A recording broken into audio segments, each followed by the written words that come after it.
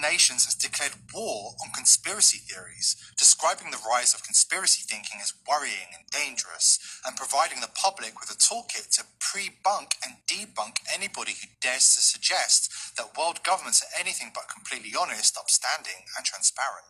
The UN also warns that George Soros, the Rothschilds, and the State of Israel must not be linked to any alleged conspiracies.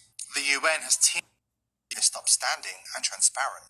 The UN also warns that George Soros, the Rothschilds, and the State of Israel must not be linked to any alleged conspiracies. The UN has teamed up with Twitter, the European Commission, and the World Jewish Congress to launch the campaign dubbed Think Before Sharing. Stop the spread of conspiracy theories.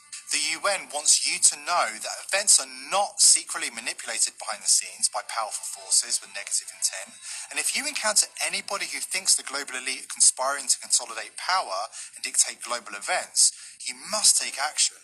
According to the UN, if you're certain that you've encountered a conspiracy theory on the internet, then you must react immediately and post a relevant link to a fact-checking website in the comments.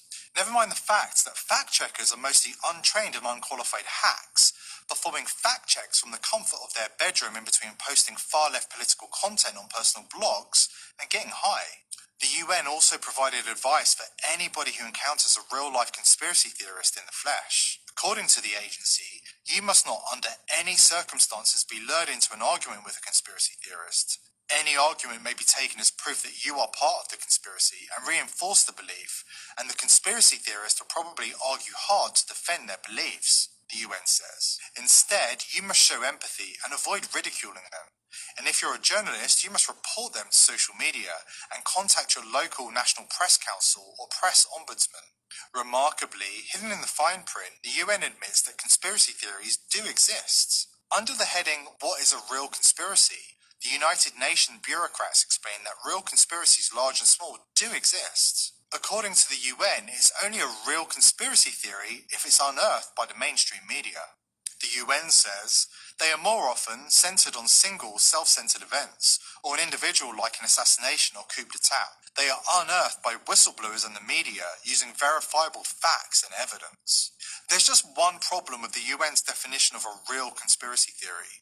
The media has been fully bought and paid for by the elite, and it's the elite who are conspiring against the masses. All right, so what you have to understand is that the famine of the word is coming. The famine of the word is coming, and the Lord, He is the one who's causing this to happen. Okay, the word has entered into the gates of the nobles, and now they're trying to shut the truth down. And all of this is of the Lord. All of this is of the Lord. Okay, all right. So we'll go to Ezekiel 3:25. And it reads, "But thou, O son of man, behold, they shall put bands upon thee, and shall bind thee with them, and thou shalt not go out among them. And I will make thy tongue cleave to the roof of thy mouth, that thou shalt be dumb, and shall not be to them a reprover, for they are a rebellious house." So what this is saying is the Lord is going to put a stop to this truth, okay? This truth going out, okay? Amos, let's read that. Amos 8:11, and it reads, "Behold, the days come, saith the Lord power, that I will send a famine in the land, not a famine of bread, nor of thirst of water, but of hearing the words of the Lord. And they shall wander from sea to sea, and from north even to east. They shall run to and fro to seek the word of the Lord, and shall not find it." So what's going to happen is the Lord is going to take out this truth, okay? He's going to take this truth down. And now that's happening, okay? He's using the so-called white man, the Edomites, at the UN to come against this truth. The word is entered into the gates of the nobles, as written in Isaiah 13, all right? Isaiah chapter 13, verse 2. "Lift ye up a banner upon the high mountain, exalt the voice unto them, shake the hand that they may go into the gates of the nobles." So in other words, we lifting up the banner, which is the Bible, upon the high mountain, which is America, and we're exalting our voices, the prophets, on the streets, and we're telling people that we're the Israelites, and that the end is at hand, and that the kingdom is falling, Babylon the Great, and it's entering into the gates of the nobles, and which have went all the way up to the top, to the United Nations, and they're calling for everyone to come against the Bible. Okay, they're viewing it as conspiracy theory. Okay, so that's where we are right now. Okay, so the work of the men of the Lord on the highways and the byways is prevailing. Okay, Isaiah 14 and verses 12. How art thou fallen from heaven, O Lucifer? That would be the light bearers on the left hand side.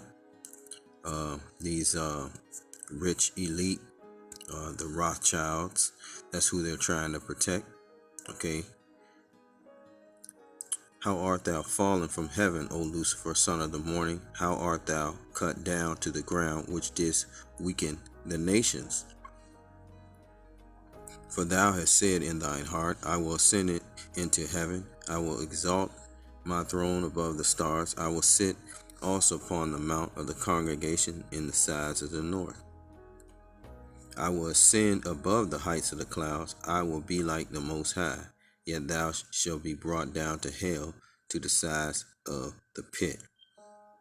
They that see thee shall narrowly look upon thee and consider thee, saying, Is this the man that made the earth to tremble, that did shake the kingdoms? So they have been revealed as the man of perdition, the wicked on the earth, and they want the prophets to stop because we are stifling their new world order. Ever heard of Operation Mockingbird?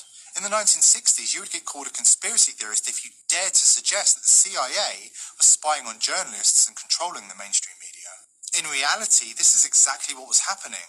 Operation Mockingbird was a CIA op that spied on members of the Washington Press Corps in 1963, 1972, and 1973. They also paid journalists to publish CIA propaganda.